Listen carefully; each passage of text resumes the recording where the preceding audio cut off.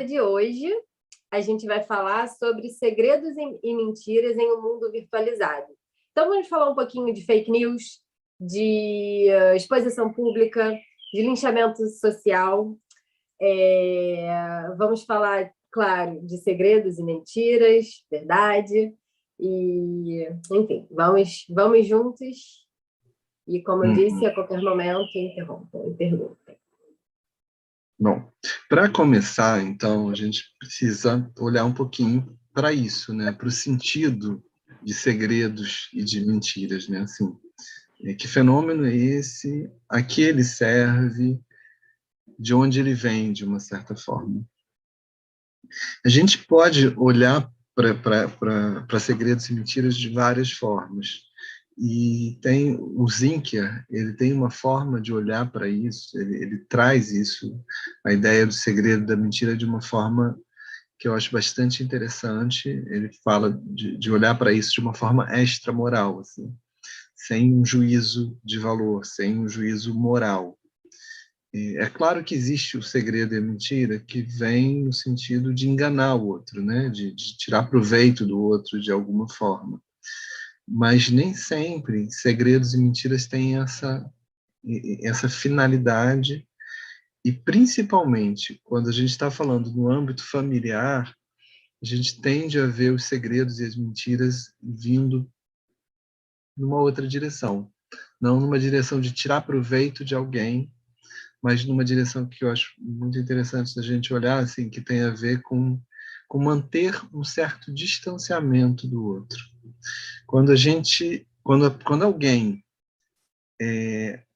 fala uma mentira em família, normalmente isso tem a ver com evitar que uma outra pessoa tenha acesso a informações que, de alguma maneira, aquela pessoa não gostaria de ver expostas, né?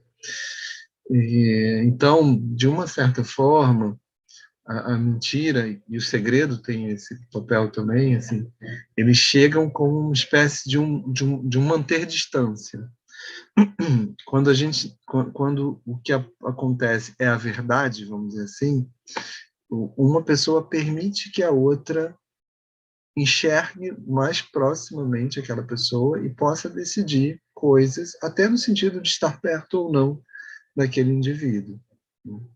Quando o que é dito omite a realidade, omite o que está sendo vivido, tanto em forma de segredo ou como em forma de uma mentira mesmo, é como se aquela pessoa que está fazendo a mentira, que está trazendo a mentira, de alguma maneira, ela faz a opção de impedir que a outra a enxergue de uma forma mais clara, de uma forma mais límpida.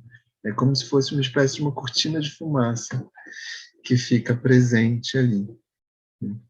E normalmente isso tem algum sentido, normalmente isso está ligado a alguma necessidade que aquela pessoa está vivendo ali naquele momento. Então, essa ideia do segredo, da mentira, como uma forma de manter distância, é uma maneira de pensar que me parece para a Carol também, muito interessante para a gente olhar para o contexto, principalmente para o contexto familiar, né, para as situações de família. Né? Você quer falar um pouquinho? Fala.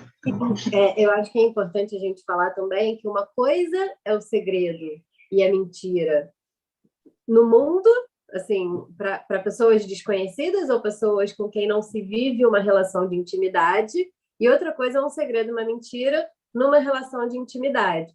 Né? Existem alguns filmes que mostram um pouquinho sobre isso, né? Tem aquele O Mentiroso, que eu acho que era com quem era esse filme? Vocês lembram? Não sei se é com Adam Sandler ou com aquele dos bichos.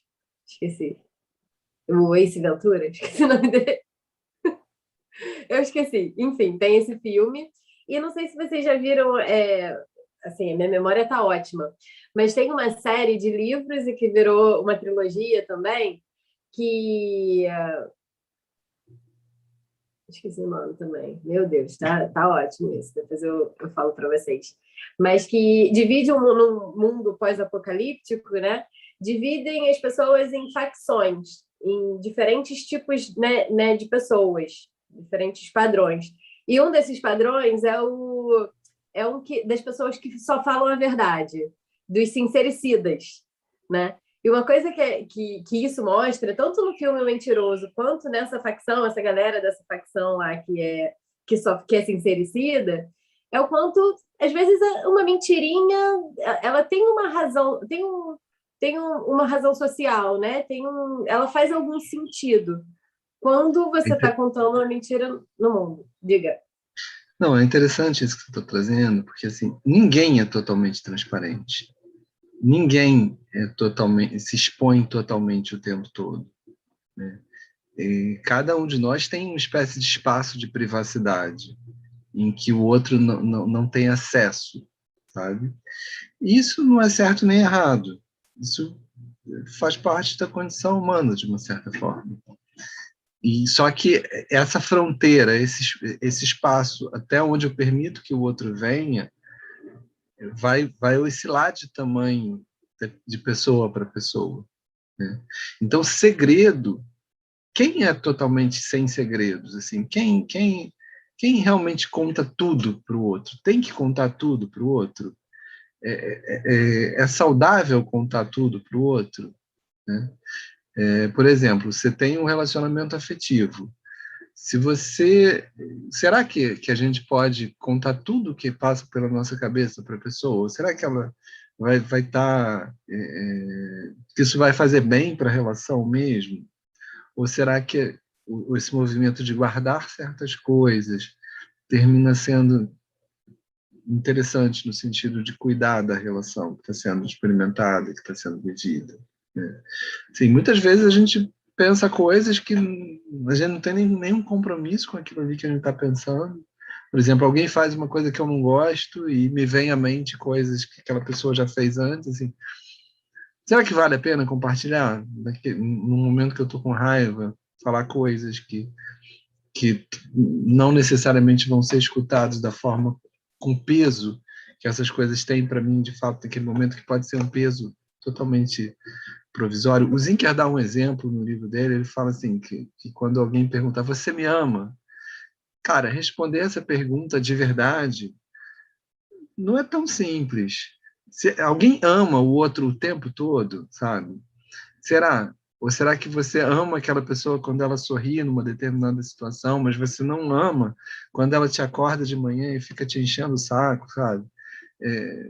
Responder de fato, com sinceridade, uma pergunta como essa é um testamento, sabe? Vai levar um tempo para responder, se quiser responder de verdade. Então, por exemplo, a resposta, eu te amo, muitas vezes ela é uma meia-verdade, assim, né? Aí a gente vai ter que definir o que é, como a pessoa identifica o que é amor, né? Aqui tem uma coisa escrita aqui, entendo que existe diferença. Opa, Quer que eu lê aí, leia? Carol. Vai. Entendo que existe diferença entre ser franco e verdadeiro. Podemos ser verdadeiros omitindo partes da verdade. Contudo, aquilo que é dito é real. Sendo franco, conta-se tudo, sem omissões. Vanderleia, o Zinker, ele traz um outro exemplo no livro dele, que é bem interessante. Assim, você tem um grande amigo, seu melhor amigo, está tendo um caso extraconjugal. E é segredo, né? Assim, tá tendo um caso extraconjugal e ele te conta isso, te confidencia. Aí um outro amigo desconfiado, né? Fala, pô, eu acho que fulaninho tá tendo um caso extraconjugal. Ele tá tendo um caso extraconjugal? E aí? Né? O que fazer numa pergunta como essa? Você conta a verdade e meio que trai o amigo, né? A gente precisa responder a tudo que nos é tudo que nos é perguntado. O detalhe é que uma pergunta como essa, a não resposta já é uma resposta, né? Quer dizer, então, e aí? O que faz? O que faz sentido no momento como esse? Assim, que você está em xeque ali. Ou você mente, ou você trai a amizade de uma pessoa que é muito importante para você. Assim, é bem... Ou você conta algo como, olha, eu não gostaria de falar sobre o relacionamento de outras pessoas. Pergunta você para ele. Mas Mais ou aí menos, tá, né? se Porque isso isso já aí é uma meia já é uma meia resposta, né? acho que temos opções de não responder, pois ao contar podem criar problematizações. Só que nessa situação, a não resposta já é resposta, né? Assim, não, assim, a menos que a pessoa dê uma desculpa muito esfarrapada, que também aí já vai ser uma desculpa, né? Sim, difícil. Difícil, assim. É bem isso. Eu acho que o que é bem importante para a gente, como terapeuta, é olhar para esse tipo de fenômeno sem tanto um olhar de julgamento, né? Um olhar no sentido de certo e errado, mas olhar como um fenômeno e o que isso conta daquela pessoa naquele momento, assim, que sentido isso faz naquela relação, dentro daquele contexto específico. Toda vez que a pessoa vai falar, não necessariamente a verdade vai ser o melhor caminho, né? Nesse mesmo texto, só estamos roubando os exemplos do Zinker, ele vira e fala, um judeu saindo da Alemanha diante do oficial de imigração, se ele recebe a pergunta, você é judeu? O que é o certo? É falar, sou sim, pode me jogar ali no forninho, ou é mentir e se manter vivo, sabe? Então, o que é o certo? O que é o melhor? A gente tem como fazer esse julgamento? Não é simples. E se a gente, assim, principalmente quando a gente está diante de uma outra pessoa que tem uma outra forma de lidar, tem uma outra história de vida, quanto mais a gente consegue olhar para isso, evitando esse juízo de valor, melhor, de uma certa forma. A gente, assim, isso não significa que eu possa gostar ou não gostar, mas que meu papel, especialmente como terapeuta, vai no sentido de conhecer o mundo dessa pessoa, que eu posso até não gostar do mundo dessa pessoa, mas para que eu conheça, para que eu de fato consiga me aproximar do mundo do outro, eu preciso estar disponível para viver essa aproximação de alguma forma, né? E é legal olhar também, Marcelo, para assim, o não olhar com julgamento, mas também olhar para as consequências que se tem, né? O que essa mentira ou essa verdade ou essa omissão traz como consequências, né? É o que o Marcelo falou antes, assim, quando você escolhe mentir dentro de um relacionamento íntimo, as consequências que isso gera são muitas. Uma delas é que você tira do outro a oportunidade de responder aquilo, né? Seja aceitando, seja separando, seja chorando, esperneando, e, enfim. Mas você tira do outro a oportunidade de agir, ou até de mudar. Né? Então, por exemplo, um casal em que uma pessoa tem um relacionamento extraconjugal, porque, assim, sei lá, tá vivendo relações sexuais com uma outra pessoa porque a relação sexual dentro do casal não tá legal, né? A partir do momento que ele esconde do outro isso que está acontecendo, ele tira do outro a oportunidade também de repente, mexer na forma do relacionamento, de mexer nisso, em juntos organizarem diferente e trabalharem aquele problema que existe entre eles, né? Perfeito. E óbvio, né, assim, à medida em que se faz essa opção, bem isso, você vai ter talvez em algum nível algum tipo de efeito positivo, mas em outro nível vai ter, é bem isso, a distância, né? A gente está falando de uma do regular à distância. Que distância faz sentido numa relação íntima? Que distância é uma distância que aquece, né? Que a relação traz o que eu espero, o que se espera de uma relação íntima, de uma relação em que existe uma expectativa de proximidade. Sim. É muito nessa direção que a gente precisa essa é uma direção interessante para a gente olhar. Não é que a gente precise olhar, mas essa é uma direção interessante para se olhar quando se pensa nessas situações dos segredos e das mentiras. Assim. É muito fácil as pessoas entenderem segredos como se fossem errados, sabe? Só que você não está na pele daquela pessoa, você não está vivendo o que aquela pessoa vive. Vou falar de um tipo de segredo que é muito, muito comum em famílias e que quem olha de fora normalmente acha que são segredos bem complicados, que é a questão da adoção, por exemplo. Muitas vezes você tem famílias em que a adoção fica como um segredo. E aí, como você, como terapeuta, vai lidar com isso? Né? Como administrar uma situação como essa? Se uma família te procura e existe um segredo com essa dimensão, existe um segredo tão impactante, né? Como, você não é filho dos seus pais, né? Assim, como lidar com isso? Né? O primeiro ponto que eu acho importante, se a gente recebe algo assim, é ter noção de que nós não somos donos da verdade. Assim.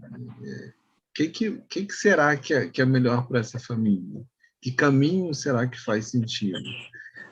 Eu, a princípio, não gosto muito de um segredo como esse. Não acho que seja uma coisa boa. Mas existe uma história, existe um contexto.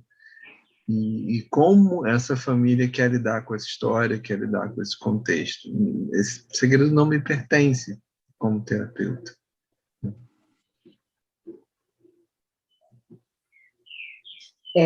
Já que você tocou no assunto, eu acho que trazendo um pouquinho para a virtualidade, eu quero contar um caso, né, que eu acompanhei enquanto supervisora, que acho que faz a gente pensar muito em prestar atenção assim, no atendimento online mesmo e dos perigos, né, que ele pode trazer.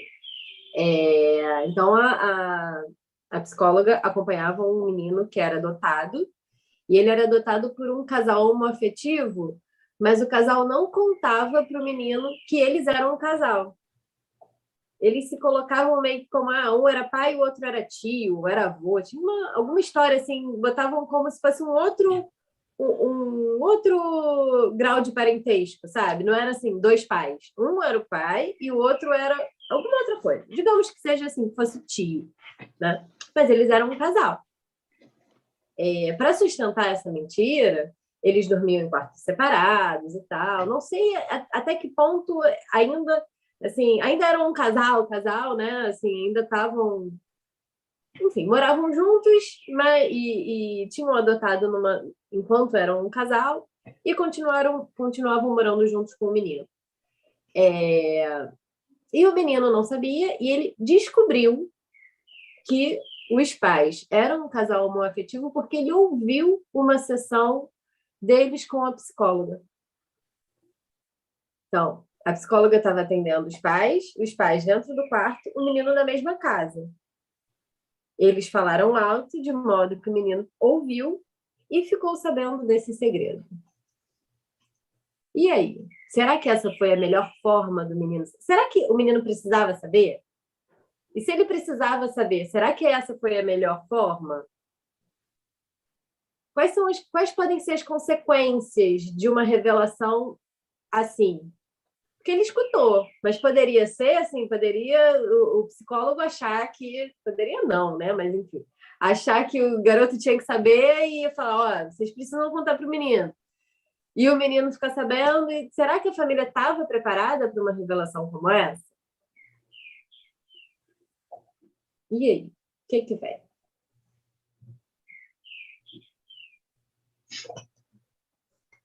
É uma situação bem delicada, né? Assim, faz a gente pensar, a gente fala o tempo todo. Acho que chega até ser chato quanto a gente fala sobre sigilo, né, Marcelo?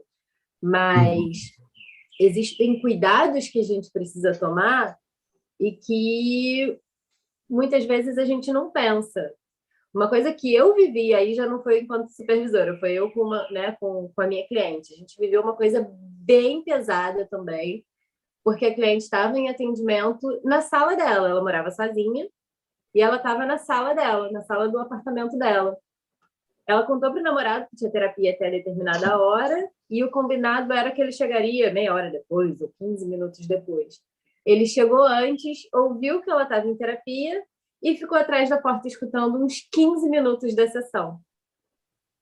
E foi uma sessão especial em que ela falou muito. Ela falou muitas coisas, né, sobre a relação, sobre ele, coisas nele que ela se incomodava muito e que ela estava muito insatisfeita e que ela não tinha contado para ele. Então ele ficou sabendo da pior maneira, né? Assim, aí a gente vai fazer julgamento de valor ou não? Assim, ele chegou, o fato é, ele chegou antes e ele ficou ouvindo atrás da porta. O que a gente tem para trabalhar é isso. Ele fez isso.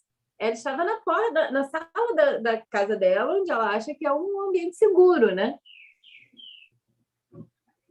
Isso me fez pensar muito, gente, porque as consequências disso foram... Imagina as consequências de algo assim. Ela falou muitas coisas. Ela estava, assim, com muita raiva. Ela estava com muita raiva do namorado e de toda a situação e tal. E as consequências disso? De uma revelação sem querer, assim. O que faz pensar? E aí, não vamos atender online porque tem risco das pessoas ouvirem? É porque a gente pensava muito, né, nos cuidados que a gente precisa ter, assim, de ter um computador protegido com antivírus, né, sei lá, prestar atenção que poderia ser hackeado, a sessão poderia estar sendo gravada e tal. Mas com o advento com a pandemia, com a chegada da pandemia, isso foi algo que ficou muito forte para mim, assim, o quanto a pessoa ser atendida em casa, dentro da pandemia, em que a maior parte da família estava em casa também, trouxe consequências muito grandes. Tem um meme muito legal, que é um videozinho, um gifzinho desse, que a pessoa, não sei se vocês já viram, a pessoa está com um cobertor assim, aí falando... Aí estava assim, quando o motivo da sua terapia tá ali na mesma casa. Quando você está sendo atendido online, a pessoa de quem você está falando está ali do lado. Né? A gente precisa olhar para isso, sabe, gente? Precisa olhar com cuidado, porque muitas vezes o cliente não se liga nisso. Ele não se liga que para ele, assim, a porta está fechada, beleza, estou protegido, a porta está fechada, minha mãe está lá na cozinha, então vou falar aqui. Só que às vezes a gente se empolga, né? Se empolga e fala alto, e daqui a pouco o prédio inteiro está ouvindo um monte de coisas. Principalmente hoje em dia, que as paredes são tão fininhas, né? Tem um monte de prédios em que as paredes são muito finas mesmo. E que não só quem está no próprio apartamento, mas pessoas que estão em outros apartamentos, se bobear, escutam um monte de coisas, principalmente se a conexão está ruim, aí a pessoa começa a falar um pouquinho mais alto, sabe? Isso é algo que assim, que é uma das diferenças muito grandes, né, do atendimento presencial para o atendimento virtual. Quando você está no seu consultório, você tem como cuidar da questão do sigilo, você tem como botar som, como botar um monte de coisas ali para estar cuidando disso. Quando você está no atendimento virtual, o consultório é híbrido, né? Assim, tem uma parte sua e uma parte do outro. E cuidar disso para que o sigilo se mantenha não é tão fácil, não é tão simples. E a pessoa pode se descuidar mesmo, como nessa situação específica, né? Nessas situações, né, que a Carol trouxe. Assim. Outro dia eu estava atendendo uma adolescente e ela me contou um segredo, né? Assim, que ela tinha feito, sei lá, antes da pandemia, ela contou para os pais que ia para um lugar e foi para o outro. Assim, foi a maior aventura. Ela falou: meus pais não sabem, você é a primeira pessoa que eu estou contando, só quem sabia era minha amiga, com quem eu fiz isso e tal. Aí ela se deu conta, ela... tipo assim, será que alguém ouviu, né? E ela fez uma cara, eu falei: que foi? Você acha que... Ela, não, você mandou aquele contrato e pediu para a gente discutir, para eu discutir com os meus pais. Eu faço um contrato no Google Formulários, né? E tinha mandado para ele e falava dos cuidados que precisavam ser tomados em relação ao sigilo, né? Assim, que outras pessoas na casa poderiam ouvir e que eles poderiam cuidar disso. E ela falou, e a gente ficou discutindo o maior tempão sobre isso, sobre os cuidados que a gente tomaria. E nós combinamos aqui que quando eu estivesse na minha terapia, o meu pai colocaria um fone e ficaria na sala. Eu ficaria no quarto dele, não lembro. E ela falou, então eu tô tranquila. Tipo assim, ela confiou no pai, assim, que aquele combinado, aquilo foi amplamente discutido na família e que eles teriam aquele cuidado, que ela confiava que eles teriam aquele cuidado. Olha quanta coisa isso conta, né? Da família, de como eles se organizam, de como, né? Do medo que ela sentiu por um momento, que ela, ih, caramba, peraí, alguém poderia ouvir. Da relação de confiança, né? Que de uma certa forma estava presente ali de uma maneira bem marcada, né? E realmente o contexto virtual traz esse ponto que eu acho que precisa ser olhado com muita atenção, né? Mas vamos lá, Carol, qual é o próximo item que a gente ia tratar? Então, a gente falou um pouquinho sobre os riscos que se tem dentro de um atendimento online, né, de repente, aquela informação vazar e segredos serem revelados. E isso faz pensar em cuidados que a gente precisa ter e que a gente precisa revisitar isso. A gente precisa falar sobre isso, sabe? Isso que aconteceu com a minha cliente, que estava na sala da casa dela, para mim foi um susto, porque eu não tinha pensado nisso. Eu já tinha falado assim, pessoas que moram com outras pessoas, ficam no quarto, bota música fora, ou bota televisão e tal, cuidados que eu tomo na minha casa, quando eu vou atender e quando eu vou ser atendida também. Beleza, isso é uma coisa. Eu nunca tinha parado para pensar que meu cliente corria risco estando sozinho em casa. A partir daí, aí já tenho mais uma informação, mais uma coisa para contar para os meus outros clientes de cuidados que eles precisam tomar, né? Para eles, a partir daí, poderem se organizar mesmo de forma que a sessão de terapia seja um momento sigiloso mesmo, né? Agora, ainda pensando no mundo virtualizado e pensando em segredos e mentiras e exposição, a gente pode olhar um pouquinho também para as redes sociais, né? Uma coisa que me vem muito, muito, muito forte, pensando também no contato que a gente tem com o cliente, mas também extrapolando para outras relações, eu fico pensando nos contatos que a gente tem com os clientes por WhatsApp. Não sei vocês, mas eu tenho ouvido muitos relatos de casais em que o combinado é que um tenha acesso ao celular do outro. Eu ouvi casos de pessoas que chegam em casa, casais que chegam em casa à noite e tem um momento de trocar de celular, e cada um fuxica o celular do outro à vontade. Assim, a ideia é mesmo que se saiba de tudo, né? E eu fico pensando, assim, nos contatos que eu tenho com o meu cliente por WhatsApp. Se eu escrevo uma mensagem para ele no WhatsApp, eu estou escrevendo para ele. Eu não estou escrevendo para ele e para o marido dele. Não estou escrevendo para ele e para a filha. Enfim, eu estou escrevendo para ele. E isso faz pensar nas relações como um todo, né? Assim, eu estou falando, eu enquanto psicóloga. Mas eu tenho conversas muito profundas com amigos meus, com amigas minhas, né, por WhatsApp, por exemplo. Me sinto super segura, eu acho que o WhatsApp é super seguro, tem criptografia de ponta a ponta, eu acho que não sinto assim como se fosse um risco que essa conversa seja, enfim, que vá para o mundo. Mas, né, assim, conhecendo... pensando que eu posso contar uma coisa, um segredo meu para uma amiga, e que ela tem um combinado com o marido dela de que ele tem livre acesso ao celular, né? O que eu estou contando para ela, eu estou contando para ela, não estou contando para ela e para o marido, né? Especialmente na relação com os clientes, é bem importante ter noção disso, né? Que não necessariamente aquilo que você está mandando vai ser escutado ou vai ser lido só pelo teu cliente, né?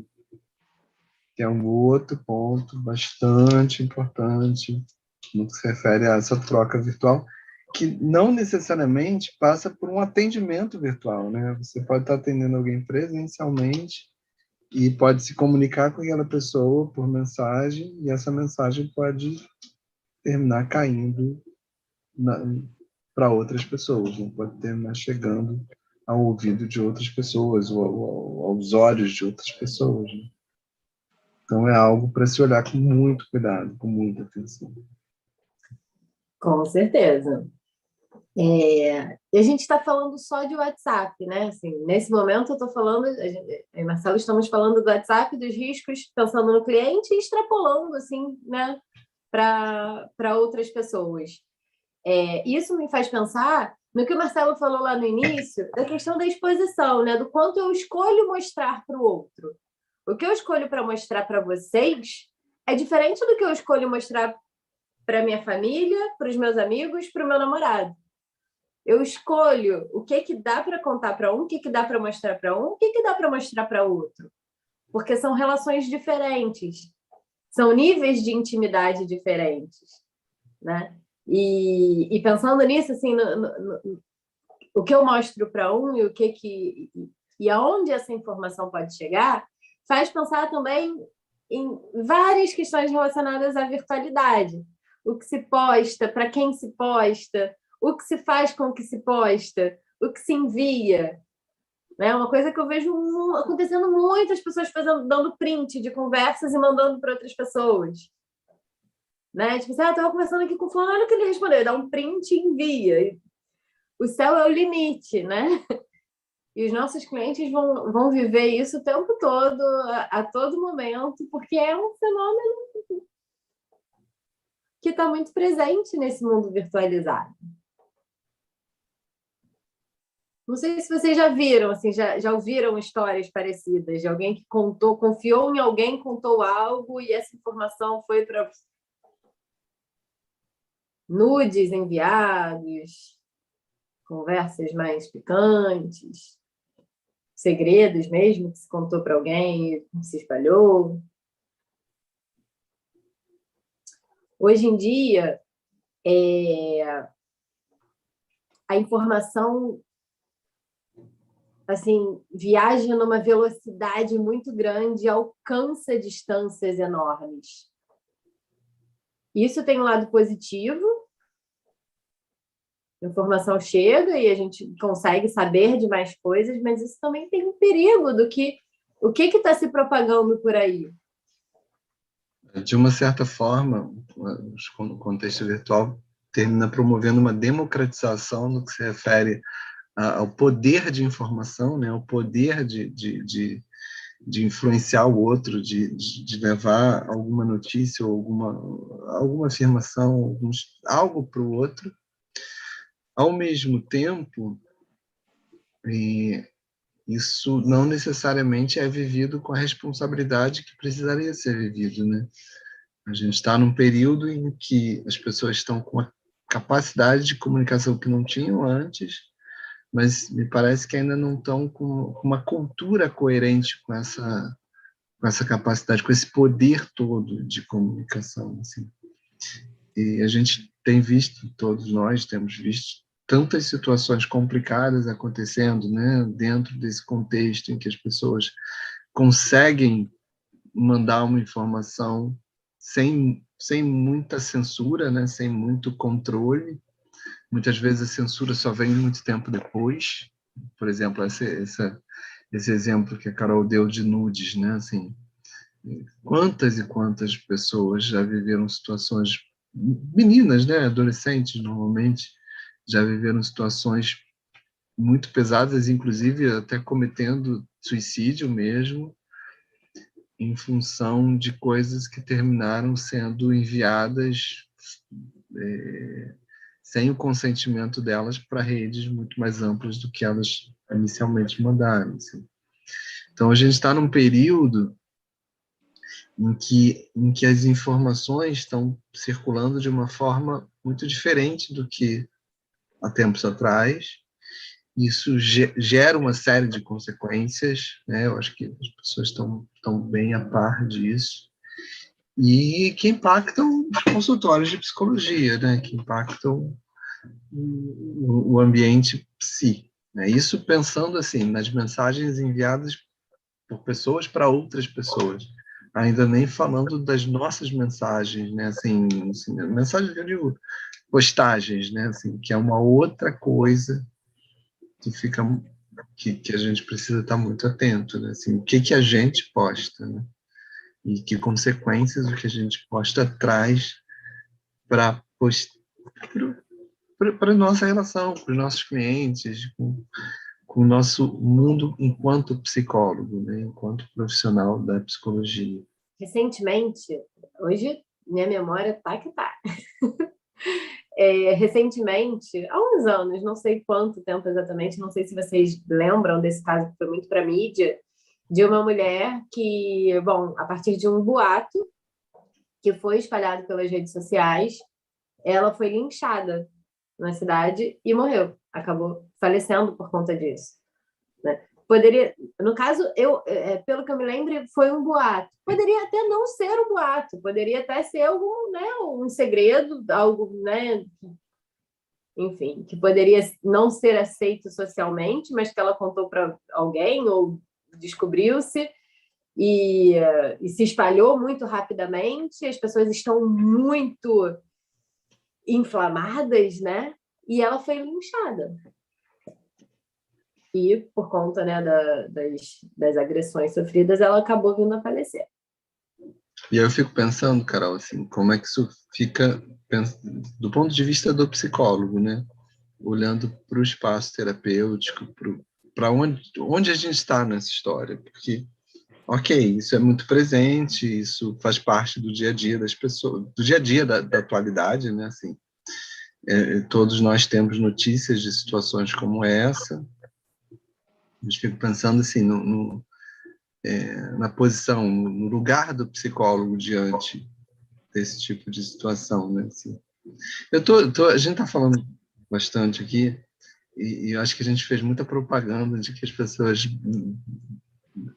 Estão sendo gravadas. estão sendo gravadas, porque ninguém está falando nada, só a gente, só teve alguns comentários por escrito, né? Eu estou sentindo um pouquinho falta de onde as pessoas estão, o que elas estão vivendo, quando a gente está olhando para esse tema. Não sei. Alguém quer falar um pouquinho sobre como é que é olhar para esse tema, o que fica presente? Posso falar. Eu sou falante, mas eu estou aqui contida. Nunca tinha pensado, sequer pensado nessa colocação que a Ana fez, de que outras pessoas têm acesso ao celular dos clientes, né? Então, quando a gente escreve ou quando ele pede uma ajuda, já me passou na cabeça, assim, será que é mesmo meu cliente que está escrevendo? Uhum. Mas isso logo passa, porque essa dúvida ela é sanada imediatamente, mas já passou isso, mas nunca nesse contexto. E eu tenho uma paciente agora recente que há 25 anos atrás se separou por conta de um caso, o marido nunca soube, né, esse segredo, que ela se separou por conta de um romance. Esse romance não foi para frente e ela voltou para o marido. São casados há 35 anos. E essa pessoa do passado voltou agora a procurá-la pelas redes sociais. E estavam se falando constantemente. E para ela se livrar disso, ela optou por fazer a psicoterapia online. E um dia ela fazia na hora que o marido saía para trabalhar. E um dia ele voltou e ouviu, e ela fazia sem fone. Então a psicóloga perguntou: e você tem falado com fulano? E ela respondeu: não mais. E esse marido é um militar, ele gravou um trecho da conversa para ameaçá-la. Enfim, hoje ela está fora de casa, ela está escondida. Ele abusou dela sexualmente antes que ela saísse de casa, porque ela falou: eu vou embora de casa. Ele tomou o celular dela, foi uma confusão. E aí ele falou: já que você vai embora e eu nunca mais vou te ter, então essa vai ser a última vez. Então ele colocou a arma do lado dela e abusou dela sexualmente. E ela foi embora de casa. A filha atirou de dentro de casa. E ela vive com isso. né? Ela ainda não se divorciou, ela está buscando assim coragem para ir na defensoria pública, mas ela não consegue tomar as atitudes. Então, por conta de uma conversa, um trecho de uma conversa que ele gravou de uma terapia. E ela falou: eu nunca mais vou fazer terapia online na minha vida. É muito triste. Eu nunca tinha pego um caso assim, né? Às vezes um adolescente de uma mãe que escuta atrás da porta, mais invasiva, mas não um caso tão sério, tão grave. Muito forte, né, Vivian? Uma coisa que me chamou a atenção no que você falou, assim, que ela não estava com fone, então o que o marido ouviu foi a voz da psicóloga. Da psicóloga perguntando: e você tem falado com o fulano? Sim, sim. Mas eu tenho uma opinião meio assim em relação ao fone, né? Assim, que eu acho que quando a pessoa está usando fone, poderia ter sido o caso dela estar com fone e ela perdeu um pouquinho a noção do volume da voz dela. E ela ter falado mais alto ainda e o cara ter ouvido mais coisas ainda. Né? Então, assim, tem o fone, tem a questão do fone. Eu em geral, assim, para os meus clientes, falo, os que usam fone, eu peço para usar só um. Né? Porque ganha um pouquinho mais de noção de quão alto está falando. Né? Mas aí você está falando de algo assim que foram consequências gravíssimas, né? Aquela minha cliente que um trauma terrível. Aquela minha cliente que eu falei da sala, assim, foram consequências terríveis também. Ela acabou terminando relacionamentos, que era um relacionamento abusivo, né? Mas imagina, as consequências, né, dessa pessoa foram muito sérias. E é difícil, né, assim, porque, de fato, num processo terapêutico é natural que você fale de coisas íntimas. E essa falta de controle em relação a quem está escutando é um nome, é uma coisa que, assim, que precisa chamar muita atenção, principalmente, assim, em termos de contrato terapêutico mesmo, né? Assim, não só para eximir a responsabilidade do terapeuta, porque aí é uma postura bem egoísta. Ah, não, falei, ok, já tô isento de responsabilidade. Mas no sentido da pessoa ficar alerta mesmo em relação a isso, né? Eu sou um que, por exemplo, quando a Carol fala assim de usar um fone só, eu me sinto torto quando eu tô com um fone só, assim, sabe? É como se a qualidade do som que chega para mim não fosse uma qualidade suficiente, sabe? Eu sinto muita necessidade do fone nos dois ouvidos, acho totalmente diferente. Atuar escutando o som do outro pelo ar, para mim é muito mais cansativo. Botar os fones me descansa muito. Nossa, eu sinto dor no ouvido. Eu sinto dor. Eu fico com um quando eu uso fone, né? Que às vezes tem retorno, né? O cliente escuta a minha voz 2 vezes e tal. Então, quando eu uso fone, eu uso um e fico revezando. Toda hora eu troco, porque eu sinto dor no meu ouvido. As pessoas falam de cansaço na vista, isso eu sofro muito de cansaço na vista também, mas o fone para mim é torturante. E eu falo muito alto. Eu me empolgo. Ainda mais quando eu tô doidona de café, como hoje. Eu tomo muito café, gente, fico assim, doidona de cafeína. Mas eu me empolgo e eu posso falar muito alto, sabe? Com fone eu perco completamente a noção, pior ainda. Mas legal olhar para isso, sabe, Vivian? Assim, quando você fala assim, ela ouviu a voz da psicóloga. Poderia não ter ouvido a voz da psicóloga. O que ele teria ouvido talvez fosse, não tenho falado com fulano, não, ciclano. E você está atendendo esse caso agora? Assim, você não era a psicóloga que fez isso, você está atendendo agora presencialmente ela? Sim, estou atendendo ela presencialmente há 2 meses. É um caso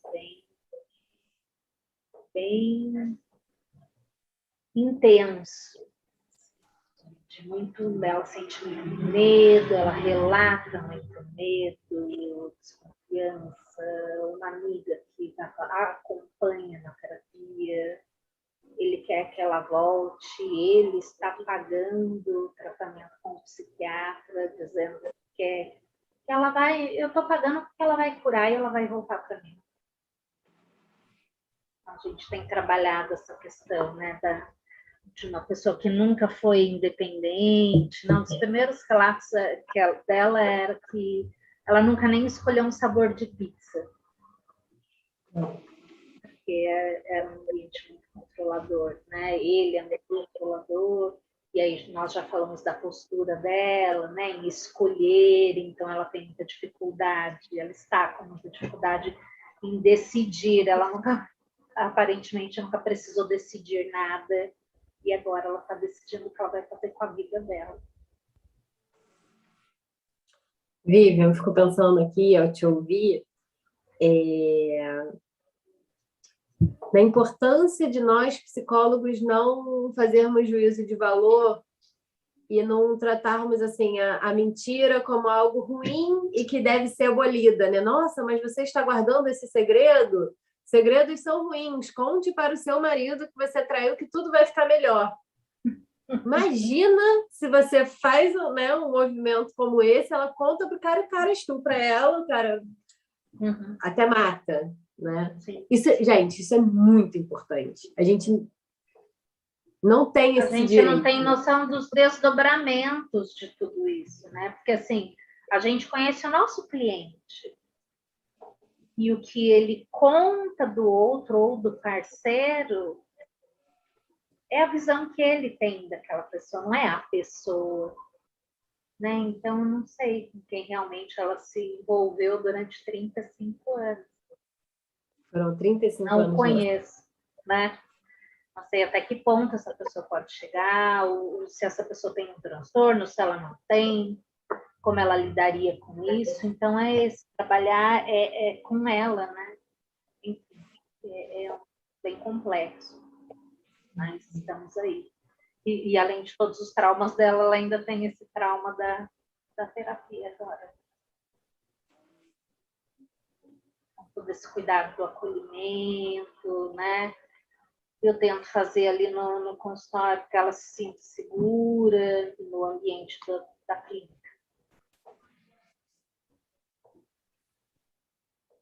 E um outro ponto, assim, pensando nessa questão da segurança, né, do que é vivido no consultório, é até essa questão quando a gente está no presencial também, né? Porque os celulares, se eu falar ok, Google, ele vai participar da conversa aqui.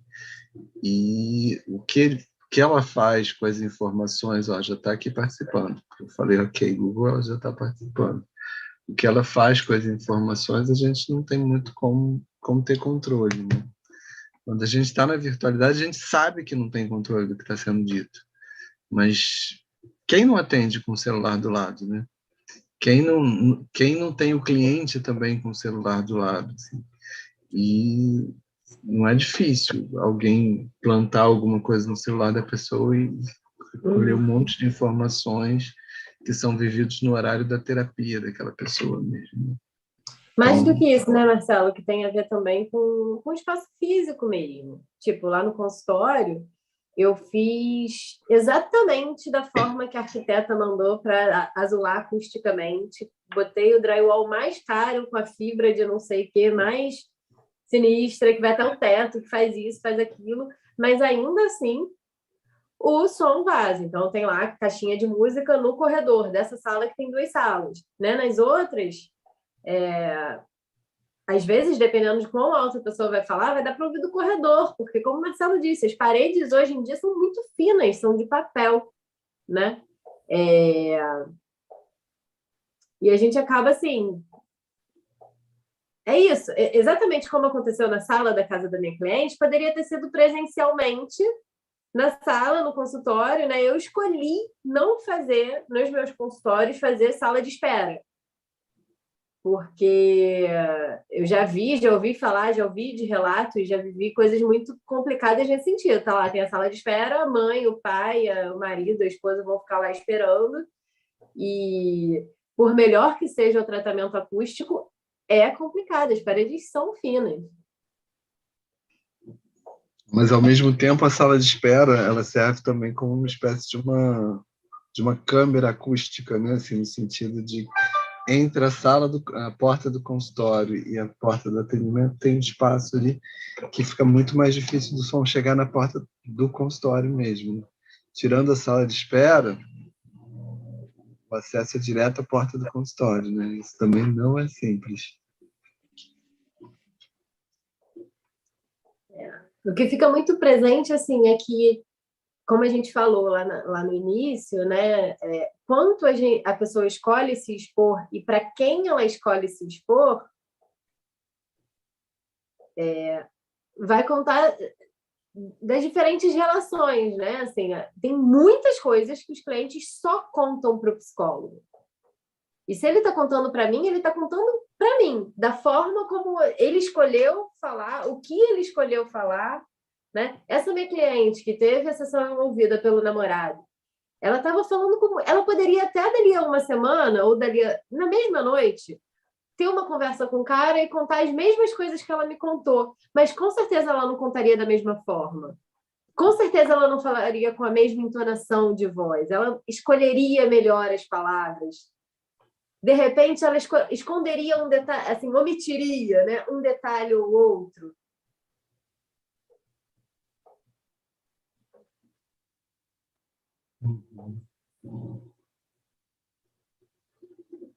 Uma outra coisa que a gente estava conversando, né, Carol, que não tem tanto a ver com consultório, mas é algo que eu acho que vale a pena a gente comentar, foi aquela questão do Google, né, que vai vendo o caminho que as pessoas vão fazendo, dependendo se isso está ligado ou não, né?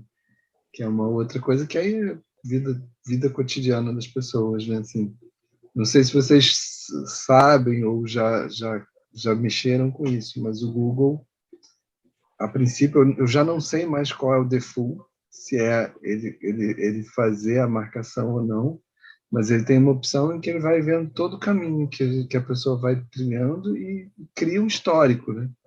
Então, a pessoa termina ficando com um histórico acessível, e que alguém que tem a senha do Google pode entrar e sabe todos os lugares que aquela pessoa passou, né? É uma espécie de uma coleira eletrônica mesmo, que, em especial, nas relações de casal, dependendo do que acontece, pode trazer uma série de consequências, né?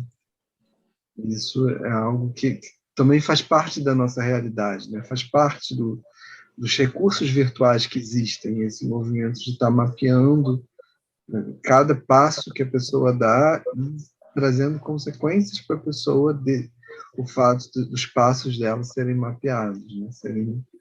serem vistos por terceiros, meio que... Então, isso faz parte desse contexto, né, de virtualidade, segredos, o que eu quero que as pessoas saibam, o que eu não quero que as pessoas saibam, que tipo de cuidados eu preciso ter para ter a minha privacidade minimamente preservada. Isso, hoje em dia, faz parte, né, do que a gente precisa. Então, se alguém aqui quer ter a sua privacidade preservada em relação aos caminhos que faz no seu dia a dia, precisa ir lá no Google e verificar se está setado de uma forma que o histórico não fique presente, né? Não sei o quanto as pessoas já olharam. Vocês já olharam para isso, para o histórico do Google de localização? Mas é aquilo também, né? Se a pessoa tem acesso ao teu Google, ao teu login do Google, ela vai ter acesso ao teu e-mail. E se tem acesso ao teu e-mail, pode ter acesso a publicações de Facebook, Instagram, pode ter acesso à sua vida inteira, né? Eu gosto muito eu gosto muito de comédia, né? Eu gosto muito de assistir vídeo de comédia, Porta dos Fundos, stand-up, meme. Eu gosto dessas coisas, né? E eu fico pensando no quanto eles, de uma maneira assim, utilizando o humor, contam de coisas. A quantidade de vídeos que tem zoando. Tipo assim, o cara, sei lá, a mulher chega e fala: ah, amor, aqui, você esqueceu seu celular desbloqueado. E o cara entra em desespero e sai correndo e atravessa a cidade, assim, tipo, nossa, celular desbloqueado, ferrou, ela vai descobrir um monte de coisa, né? O quanto conta isso, né? Quando alguém pega o seu, né? Assim, pega o celular e se a pessoa fica tensa ou não, se o celular tá por aí, tá, né, tá desbloqueado, porque pode se descobrir muita coisa. Pode se descobrir coisas que você contou para alguém, que alguém te contou, que é um segredo muito sério, né? Dá para... E, assim, tem uma galera que é especialista em... São, como é que fala? Stalker, assim, que descobre cada coisa. Dá para descobrir cada coisa da vida da pessoa pelas redes sociais e pelo, né? Assim, imagina, um acesso ao Google, gente, isso é muito sério. Acesso ao Google te dá acesso a tudo. Porque qualquer coisa você faz, esqueci minha senha, e manda para o Google, né? Manda para o seu Gmail. Mas e aí, gente, assim, pensando nisso, você tem um cliente que está desconfiada de que está sendo traída pelo marido e tá, cara, acho que eu vou hackear, vou tentar acessar o celular, descobrir a senha. Estou pensando em vasculhar o celular dele. Já aconteceu isso com vocês? Alguém já trouxe essa... Olha, eu não olho, trago ou não trago?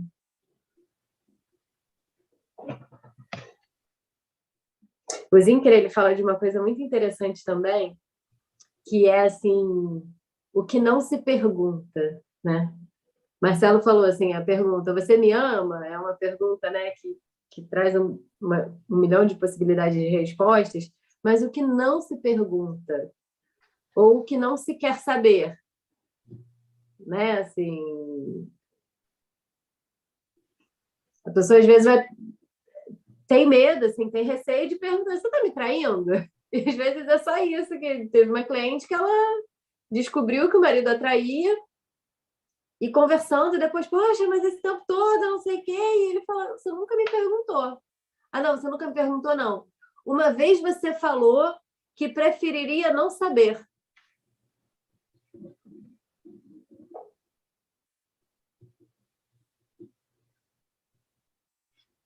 Quando você está falando disso, uma outra coisa que fica forte para mim, Carol, assim, é olhando para as relações mesmo, né? Assim, como são as relações, assim.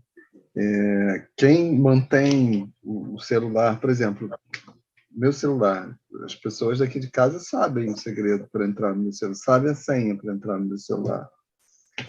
O meu Google, ele fica aberto aqui. Se eu saio, o meu computador está aberto. Se alguém entra, consegue entrar, né? E como isso funciona, assim, quanto em cada família isso vai funcionar de uma forma diferente, né? Eu fico curioso aqui, como é que as pessoas vivem, né? Por exemplo, no teu caso, Carol, as senhas são visíveis ou não são? Como é que você...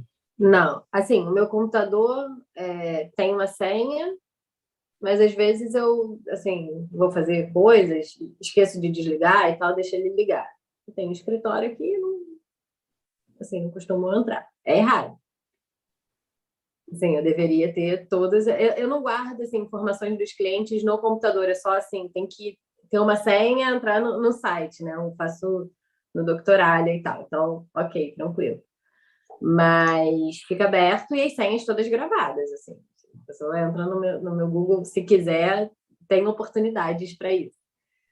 Em relação ao meu celular, não, assim, eu não dou a senha para ninguém e normalmente eu desbloqueio ele, né, por reconhecimento facial, mas tem a senha, boto a senha, mas não conto a senha para ninguém. Não dou acesso. Se alguém precisa, se meu namorado precisa ver, pô, deixa eu ver aí, sei lá, meu celular tá longe, deixa eu fazer uma pesquisa no Google aí. Toma, pode ver.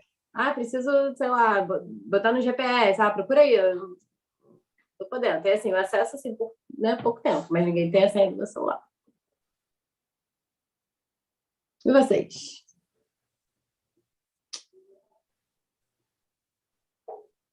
Pode contar de um amigo. E os amigos de vocês? Eu sou bem parecida com você, na verdade. Meu celular tem senha, eu acho que ninguém sabe.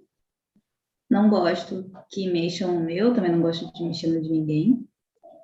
E a maioria das pessoas assim, que convivem comigo sabem também, né, que meu celular não tem nada assim de importante dos clientes, mas tem o contato deles, né? Tem coisas assim que... Então, as pessoas normalmente sabem que meu celular não é para mexer por causa disso. Mas acontece de, às vezes, de alguém pedir para fazer alguma coisa rápida, pesquisar alguma coisa. Normalmente eu fico bem perto, assim, né? Fico olhando, assim, tomando conta. Do lado, assim. Com a mão Mas é suando? isso, assim, bem... Oi? Com as mãos suando? Sim. E aí é isso, né? Isso é muito difícil, assim, alguém ter acesso, ainda mais agora na pandemia, que eu não encontro quase ninguém, então é muito raro, né? Depois que as coisas voltarem, talvez, não sei, tem que estar mais atenta a isso, né?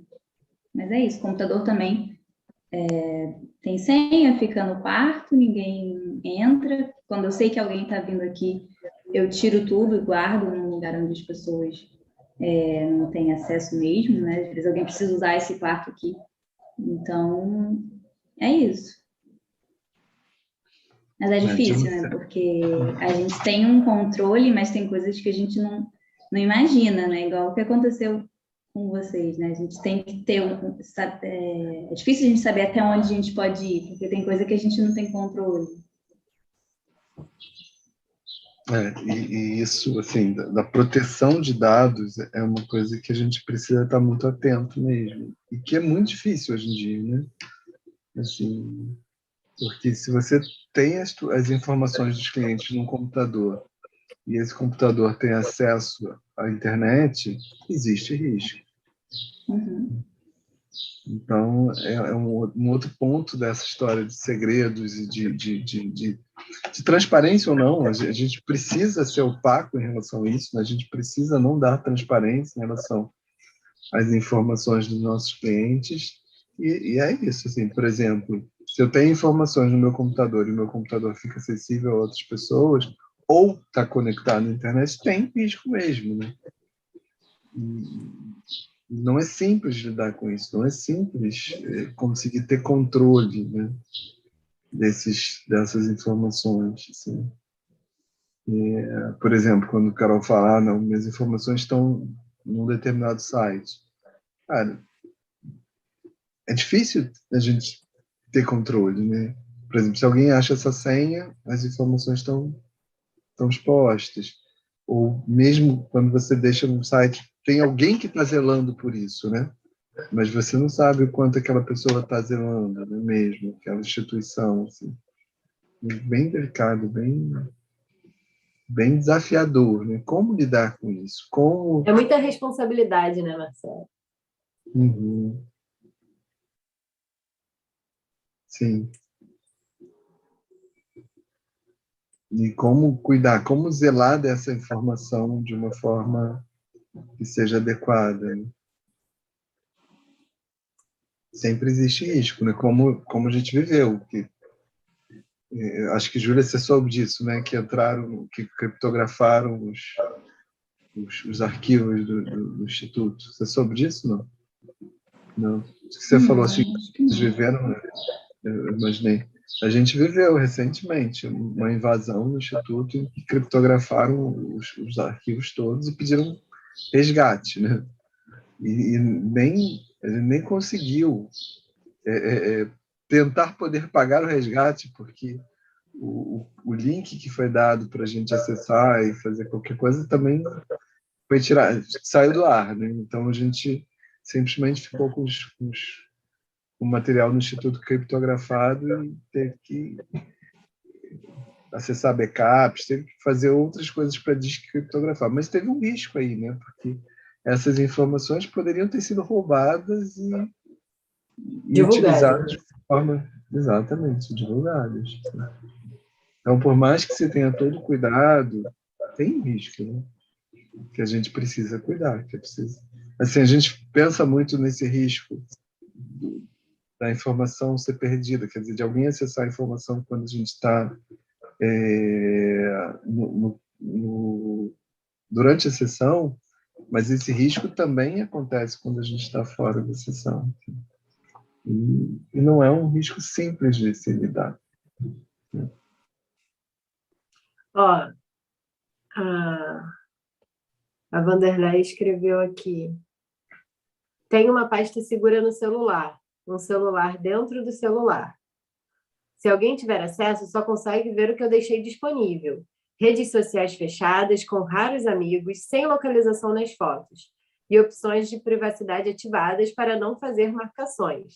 Acho que esses cuidados são importantes. E em computadores de trabalho, smartphones, não acessar informações que não sejam em sites seguros. E mesmo assim, ainda não garante segurança 100%.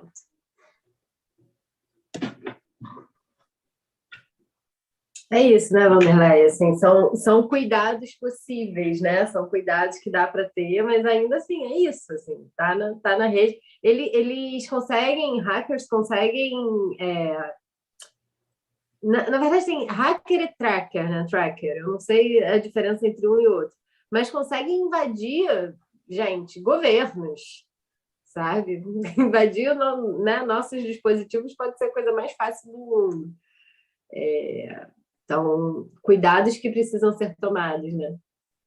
Mas, assim, a gente está olhando bastante, eu acho que a gente precisa olhar mesmo em relação ao sigilo nosso com o cliente, a nossa responsabilidade pelo sigilo sigilo das informações que a gente tem do nosso cliente, o que a gente pode fazer para ajudá-lo, né, a cuidar na sessão, né?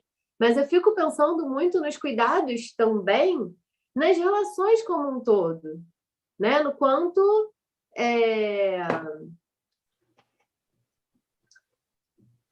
as informações que a gente disponibiliza, como Vanderleia falou, assim, tem tudo muito fechadinho, né? Mas informações que se pode conseguir das pessoas, assim, é impressionante. Não sei se vocês já viram há bastante tempo, eu vou colocar lá no Moodle. Há bastante tempo teve uma reportagem, foi no Fantástico, Marcela, aquela que eu te mostrei, acho que foi no Fantástico, de um guru, sei lá, o cara falando um guru virtual. O cara vem, assim, montaram uma tenda no shopping e a pessoa vai, conta o nome e ele meio que vai segurando a mão da pessoa e tal, e por trás tem alguém fazendo uma pesquisa do nome dele na internet, né, nas redes sociais e no Google, e procurando. E ele começa a falar, vejo aqui que tem uma relação muito forte com uma pessoa, acho que é sua mãe, fulaninha. Aí eu falei, fulaninha, você estudou no colégio tal quando criança, tinha um amigo que era o melhor amigo, não sei o que. A quantidade de informações que podem estar disponíveis sobre as pessoas nas redes sociais é muito grande, né? E isso fala, assim, do quanto existem possibilidades de exposição, que as pessoas precisam cuidar, as pessoas precisam olhar, né? Tudo bem, a pessoa pode querer se despir e mostrar tudo, mas é importante que se tenha noção do que, né, responsabilidade pelo que está mostrando, né? Nós, psicólogos, o que a gente está mostrando nas nossas redes, eu posso querer mostrar tudo, posso querer postar a foto de biquíni, eu quero que os meus clientes, assim, tenham acesso. Eu escolho. No caso, não, tá? Mas mas eu poderia. Mas eu poderia. Mas eu só preciso ter noção do que eu estou mostrando e das consequências que isso pode gerar. De que isso gera consequência, né? De que o que é mostrado, o que é exposto, traz consequência. Qual consequência? Aí cada um vai precisar identificar, né? Assim, tem uma história engraçada, rápida, posso? Pode. Eu tenho um perfil pessoal e um perfil profissional. É raríssimo eu postar assim uma foto minha. E outro dia eu estava aqui em casa, tirei uma selfie e postei ali falando sobre autocuidado e tudo mais. Mas, assim, uma foto só do meu rosto. E eu tenho um paciente já, que é meu paciente há uns 2 anos e meio, isso foi recente. Aí eu cheguei na outra semana no consultório e ele falou assim, seu marido tem te visto sair de casa? Aí eu falei, não entendi. Ele seu marido tem visto você sair de casa? Aí eu falei, não entendi. Ele falou, aquela foto que você postou no seu Instagram semana passada. Não vou nem poder mostrar para as pessoas a foto da minha psicóloga, porque o que vão pensar que eu estou vindo fazer aqui? E aí eu falei, e o que é que você está vindo fazer aqui? E aí ele desconversou e não tocou mais no assunto. Gente, era uma foto assim, quase uma foto 3x4. Mas eu tava de batom, de colarzinho, assim, tava arrumadinha. Então, o quanto isso mexe com as pessoas também, né? Eu evito ao máximo essa exposição, né, nas redes sociais. Posto fotos, imagens, paisagens, mas não posto. E aí, uma foto que você posta sua, né, falando sobre autocuidado, gera no outro uma... Em cada um gera uma reação, né? A ser tem trabalhado efeito. também, né? E a ser trabalhado quando é possível se trabalhar, né? Porque não necessariamente o que a pessoa pensou, deixou de pensar, ela vai estar te contando, né? Então, Sim. nem sempre a gente vai ter vai ter a possibilidade de cuidar daquilo que foi vivido, das fantasias que foram construídas a partir de uma exposição na rede social, né? E aí, nesse Então, sentido, Ana, eu olhar... também não posto foto de biquíni. Nem pensar. Fiquei com vontade de um pouquinho mais de discussão, né? De um pouquinho mais de ouvir. Aí eu acho que a Vanderlei tinha falado coisas aqui que a gente não leu, deixa eu ver. Os hackers utilizam os conhecimentos para melhorar os sistemas. Os crackers agem de forma maliciosa, cybercriminosos. Isso aí. Eu sempre confundo um com o outro. Então, hacker não é malvado, é bonzinho, na verdade. As pessoas costumam ver como... Eu não sei, agora eu fiquei em dúvida se não tem uma coisa de hacker. Deixa eu até pesquisar aqui um pouquinho na internet, rapidinho. Não, mas eu já tinha ouvido falar nisso, mas eu achava que fosse o contrário, né? Mas eu acho que é isso mesmo. O hacker, ele é o que invade, mas é para ver a vulnerabilidade dos sistemas, né, Vanderlei? Ver quão vulnerável está aquela informação. Hackers podem virar crackers, afinal, eles têm muita informação. Eles têm um conhecimento, têm a possibilidade de fazer isso. Daí haverá um... Tipo assim, a pessoa não faz um curso para ser cracker. Ele faz um curso de hacker, né? Ou, enfim, aprende a invadir, o que ele vai fazer vai fazer diferença ou não.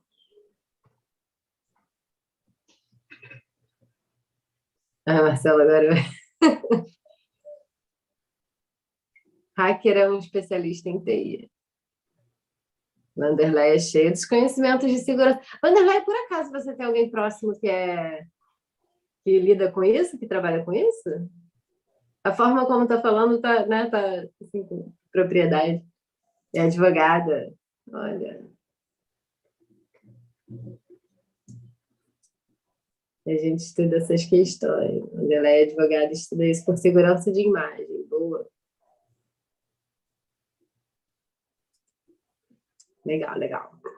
Acho que era isso, né, Marcelo? Assim, só voltando um pouquinho, assim, para o que, né, fazendo um caminho de novo, assim, percorrendo, vendo que caminho a gente percorreu, legal olhar para a mentira, assim, nós, enquanto psicólogos, é legal olhar para a mentira, para os segredos, não como algo que tem que ser combatido, algo que tem que ser tirado, não necessariamente vai ser algo ruim, né? A gente está acostumado, a gente cresce ouvindo falar, mentir é feio, não pode mentir e tal, mas a mentira muitas vezes tem um sentido, ela tem um sentido, ela está ali, e assim como várias outras coisas, né? Várias outras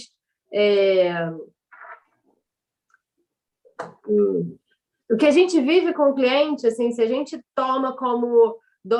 Se a gente se coloca como dono da verdade e quer tirar aquilo do cliente, isso é mal, deixa eu tirar aqui, a gente muitas vezes pode estar cortando a perna, o cliente vai cair e isso pode ser extremamente irresponsável, né? Então, olhar para o cliente com curiosidade, ver que sentido aquela verdade, aquela mentira, aquela omissão tem na vida dele, né? Como ele se sente com aquilo, de que forma as relações são afetadas por isso, né? Trabalhar a verdade daquele cliente com aquele cliente, né? Ajudando ele a se apropriar do que ele vive, né? O que ele vive naquele relacionamento íntimo, né? Eu tenho uma amiga que ela tem outro dia a gente estava conversando sobre isso, assim, ela tem uma tendência muito grande a contar pequenas mentiras, teoricamente, assim, para não magoar o outro, né? E a gente estava conversando sobre isso, assim, ela contou de outra mentirinha que ela contou para outra mentira que ela contou para namorada, e eu falei, amiga, você já percebeu, assim, a quantidade de mentiras que você está contando? O que você acha que, né, que isso está querendo dizer para você? Ah, porque eu não gosto, não quero magoar. Será que você não quer magoar ou está perdendo, tá, assim, com medo tá fugindo do conflito, sabe? E a gente ficou conversando sobre isso, sobre que sentido tem na vida dela, né? Assim, essas pequenas mentiras tinham um fundo aí de fugir do conflito e que ela falou, amiga, eu tô levando isso para terapia, tá saindo um monte de coisa daqui, né? Assim, que ela tem uma tendência a isso em várias relações dela. Esse foi o caso dela, ela é minha amiga há muitos anos, eu, né, assim, ao longo da amizade, eu fui vendo ela fazer determinadas coisas, eu falei, caramba, isso tá me chamando a atenção, vou contar para ela, mas não sou sua psicóloga, vê aí, faz terapia, trabalha isso com a sua psicóloga, e ela estava contando da quantidade de coisas que isso foi fazendo sentido para ela, do quanto isso acaba permeando as relações dela e quanto isso pode afastar ela das pessoas, né? Quando ela não se mostra, assim, que medo é esse que ela tem de não se mostrar, de não contar, né, a verdade. Às vezes pode ser uma coisa pequenininha e ela acaba se enrolando, se embananando toda aí para sustentar uma mentira, conta mais 5 e quando vai ver tá com a corda no pescoço e não sabe mais o que fazer, né? Então, assim, isso conta dela, a forma como ela lida com a mentira, que não é assim, não é a forma como outras pessoas lidam também. Então, fica muito forte para mim, assim, isso, sabe? O quanto é importante a gente estar com aquele cliente sem fazer juízo de valor e ajudando ele, andando do lado dele, ajudando a entender que movimentos são esses que ele faz, né? Quer comentar, Marcelo? Alguma coisa? Não, sim, só bem nessa direção mesmo. Assim, normalmente as pessoas seguem o caminho que para elas naquele momento parece ser o melhor, né? Então, algum sentido deve existir naquele movimento, por mais que possa ser um ajustamento criativo não funcional, né? Assim, que a longo prazo traga consequências ruins. Mas o que geralmente vai permitir que a pessoa encontre uma outra forma de lidar é o entender, o se apropriar do sentido daquela atitude mesmo, né? Assim, as pessoas não fazem as coisas normalmente sem um motivo, né? Elas normalmente têm uma razão para se funcionar de uma determinada forma, por mais que essa forma muitas vezes não traga tudo que essa pessoa quer. Então, acompanhar a pessoa no que ela está vivendo é o nosso desafio, né? A nossa arte, de uma certa maneira. Às vezes é um tipo de comportamento que fazia sentido quando ela vivia determinada relação, em determinada idade, com determinada pessoa, e foi algo que ela foi repetindo em outras relações, e que já não fazem sentido, precisam de atualização, né? Sim. Então, olhar para isso. Uma fala que tem que já passou de muitos pacientes por mim, essa coisa assim, eu preciso de ajuda para não olhar mais o celular do meu parceiro. Eu olhar o celular do meu parceiro me faz mal. Me faz mal quando eu acho alguma coisa e me faz mal quando eu não acho, porque daí eu estou duvidando do meu parceiro. E a pessoa fica num conflito, né? Tem uma outra paciente que encontrou o homem da vida dela. É a fala dela. Só que ele é poliamor. E ela não aceita. Então, quando ele sai às sextas-feiras, ela fica no apartamento dele e vasculha o computador dele para ver que mensagem ele está trocando com as outras mulheres que, tipo, já passaram na vida dele. E aí ela sofre, e aí ela me manda áudio, ai, não consegui essa sexta-feira de novo, eu olhei tudo de novo, né? E ele encontra, fala que e ele odeia se sentir invadido. Então ela traz isso. Se ele descobrir, ele vai terminar comigo, porque eu invado ele todas as sextas-feiras, né? Então, como é lidar com Quer isso? dizer, mesmo ele se colocando de uma forma transparente, né? De uma certa Ele maneira. é muito, desde o primeiro dia. No primeiro dia, ele contou para ela que era poliamor, contou do casamento que ele teve, que era um relacionamento aberto. Ele não, assim, aparentemente, ele não. Quando ele conversa com uma francesa, então ela olha os e-mails da francesa, né? Ele fala, a francesa me contou essa semana tal coisa, mas ela tá lá na França. E ela sofre com isso, mas ela não quer olhar, e ao mesmo tempo ela quer olhar e saber tudo, né? Então tem isso, é uma frase que eu ouço tanto dos adolescentes, né, e casais de relacionamento de muito tempo, fico esperando o meu marido ir tomar banho para ver se tem mensagem de alguém no celular. E aí quando o chuveiro desliga, meu coração, né, e aí tem que esconder, tipo... Então é isso, né, falando das crises nos relacionamentos, dessas omissões, desses segredos que todos nós temos, né? E dessas sensações que as pessoas relatam ter nesses casos, né? E é interessante isso, né? Assim, porque privacidade e mundo próprio sempre existiu, as pessoas sempre tiveram. Assim. Só que quanto mais esse instrumento aqui vai se desenvolvendo, mais as nossas vidas vão ficando até visíveis por dentro, por ele, né? Se você habilita tudo aqui, aparece onde você andou, sabe? Aparece tudo sobre a pessoa. Se você entra no histórico do Google, no sentido do que sites a pessoa pesquisou, você tem uma quantidade estúpida de informação sobre a pessoa, né? Então, cada vez que o celular vai se desenvolvendo mais transparente vai ficando a vida da pessoa, né? Uma espécie de uma coleira virtual, assim, uma coleira eletrônica. E é aquilo, né, Marcelo? A pessoa fala que vai para tal lugar, com tal amigo, ou com os amigos. Já tive clientes que faziam assim, falou que foi com tais amigos, então o namorado não posta, mas os amigos postam. Então, passa a noite inteira vasculhando as redes sociais dos amigos para ver se os amigos postaram alguma coisa e não marcaram ou não marcaram. Aí vê na foto amigo do amigo e daqui a pouco vai... E quando você vai ver, tal, como se estivesse lá, né? E o que fica forte para mim é o quanto a pessoa se responsabiliza ou não pelo que ela está descobrindo, pelo que ela está vendo. Porque também é complicado, viu? Cara, descobri. Tava me traindo, tava lá. Falou que foi pro mercado e tava na boate. Enfim. Falou que tava num lugar, tá em outro. Falou que tava trabalhando e vi aqui e descobri que tá na boate. E aí, né? O que vai fazer com isso? Que tipo de sofrimento isso vai causar? E que tipo de ação isso vai... a pessoa vai escolher ter, né? A partir dessa escolha de vasculhar. Mas, Vivian, isso realmente está muito presente, assim, eu vejo muito acontecendo, muitos clientes vindo assim, cara, eu não consigo, é mais forte que eu olho o celular dele ali, tipo, a quantidade de vídeos na internet, de comédia zoando isso é muito grande. Não sei se vocês já viram, aqui eu sigo várias páginas de Instagram desse dia, de rir. Mas é muita coisa. E isso, assim,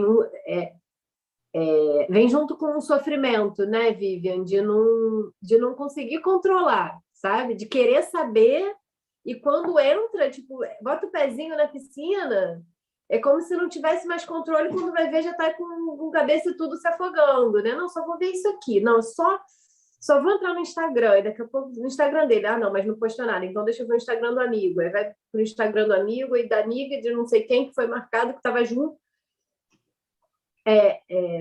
Fala-se de uma falta de controle mesmo, né? Uma falta de controle ou um excesso de controle? Sim. Falta de autocontrole, né? E excesso de controle da vida do outro, né? Da vida do outro. E me chama muita atenção esse caso que você me conta, né? Assim, o cara é super sincero, super aberto, né? Ela não topa as regras que ele definiu e busca saber coisas que ela sabe que vão trazer sofrimento. Em contrapartida, eu tive uma outra paciente que contou para o marido, falou, olha, eu tenho visto o seu celular, isso tem me feito sofrer muito da forma como você se relaciona com as suas amigas de trabalho, chamando, gata, você viu tal papel de não sei o que lá? Bom dia, Florzinha. E ela dizia, né, Vivian, ele não me chama de Florzinha. Isso que ela tem de errado comigo, né? E aí ela tomou a atitude de falar para ele, olha, eu tenho visto, então assim, eu quero te pedir um favor. Troca a senha do seu celular por uma senha assim inimaginável para mim, para que eu não veja mais. Você vai estar me ajudando. E ele topou. Então ela falou que ela morria de curiosidade, que quando ele ia tomar banho o coração continuava disparando, mas aí ela lembrava e falava, não tem mais. E aí ela ia fazer outra coisa. Então eles conseguiram, eles melhoraram o diálogo, claro, mas assim, ela pediu. E o quanto a gente tem dificuldade em pedir ajuda, né? Eu acho que eu falo a gente, porque muitas vezes a gente tem mesmo, né? Dificuldade de pedir ajuda, de pôr limite, ficar nesse papel de querer engolir tudo, suportar tudo, e eu achei uma bela atitude dela, né? De ter pedido a ajuda do parceiro dela, né? Para que ela não sofresse mais. Tem tantos casos para contar. Mas é isso, porque isso está muito presente. Isso está acontecendo o tempo todo. Na prática, assim, quanto mais rápido a tecnologia vai evoluindo, quanto mais novidades a gente vai tendo, mais a gente vai meio que precisando se reinventar, né?